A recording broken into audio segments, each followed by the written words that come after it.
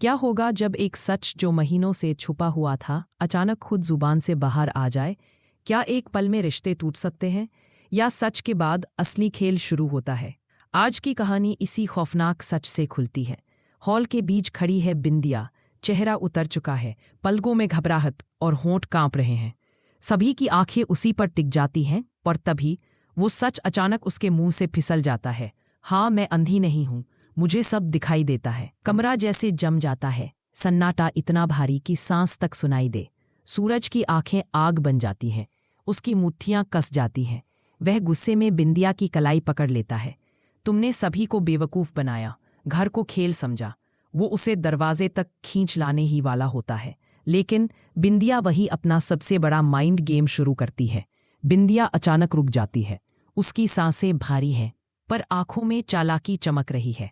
वह धीरे धीरे कहती है, मुझे सब दिखता था, और सूरज की दुकान में जितने घोटाले हुए उनके पीछे मैं ही थी। सभी लोग हैरान, लेकिन बिंदिया यह कहते ही चुप हो जाती है।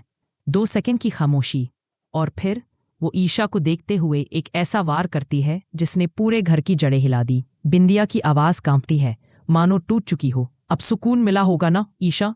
यही सुनना चाहती थी ना मेरे मुंह से। लो, बोल दिया। ईशा की आंखें फैल जाती है। वह कुछ कहना चाहती है, पर बिंदिया उसे बोलने नहीं देती। तुमने मेरी बीमारी का मजाक बनाया, मेरे अंधेपन का मजाक बनाया। क्या तुम्हें जरा भी शर्म नहीं आई? घरवालों की नजरें ईशा पर टिकने लगती हैं। ईशा की सांसें भारी होने लगती है, जैसे उसके खिलाफ पूरा माहौल मुड़ गया हो। बिंदिया रोने का नाटक करते हुए चीखती है, अब मैं इस घर में एक पल भी नहीं रह सकती। और जाते जाते वो पूरा दाग ईशा पर छोड़ जाती है। बिंदिया जैसे ही बाहर जाने लगती है, सूरज गुस्से में ईशा की तरफ मुड़ता है। उसकी आवाज ठंडी पर चुभने वाली, ईशा जी, मुझे कभी नहीं लगा था कि आपके अंदर की इंसानियत इस तरह मर जाएगी। ईशा वहीं स्तब्ध खड़ी रह जाती है, उसके दिल पर हथौड़े जैसे चोट पड़ रहे थे। बिंदिया पीछे खड़ी मुस्कुरा रही थी, जीत का स्वाद उसके होंठों पर था। और तभी सूरज दौड़कर बिंदिया को रोक लेता है। सूरज बिंदिया के कंधे पर हाथ रखकर कहता है, तुम्हारी कोई गलती नहीं थी, मैं जानता हूं, गलती ईशा की है। ये सुनकर ईशा की आंखें भर आती हैं। किस्मत जैसे उसके हाथों से फिसल रही थी, और बिंदिया अंदर से हंसती है। उसकी जीत बिल्कुल उसके मुताबिक चल रही थी। लेकिन ईशा वह औरत नहीं थी जो इतनी आसानी से हार मान ले। रात वो घर के मंदिर के सामने बैठी ईशा एक ही बात सोच रही थी, बिंदिया को हराना आसान नहीं, वह चालों की रानी है। अगर मुझे जीतना है तो उसके लेवल पर खेलना होगा। उसकी आंखों में दृढ़ता लौट आती है, चेहरा शांत लेकिन अंदर तूफान तैयार।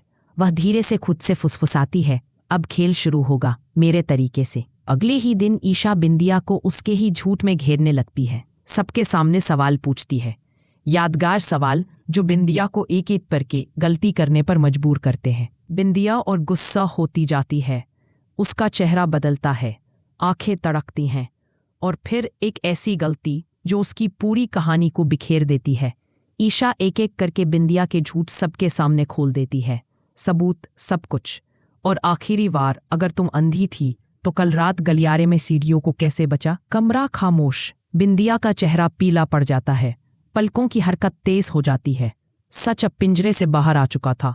सूरज की आंखों में पहली बार शर्म, गुस्सा और पछतावा तीनों एक साथ दिखते हैं।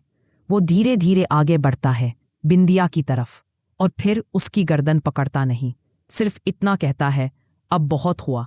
वो बिंदिया को धक्का देकर दरवाजे की ओर धकेलता है, निकलो आज, अभी, इसी वक्त। बिंदिया के कदम लड़खड़ा जाते हैं, उसके चेहरे पर हार का दर्द और ईशा की आंखों में सच की जीत। क्या बिंदिया सच में लौटकर बदला लेगी? क्या सूरज और ईशा के बीच की दूरियां अब खत्म होंगी, या एक नया तूफान दरवाजे पर खड़ा है? इन सवालों का जवाब आने वाले एपिसोड में खुलेगा।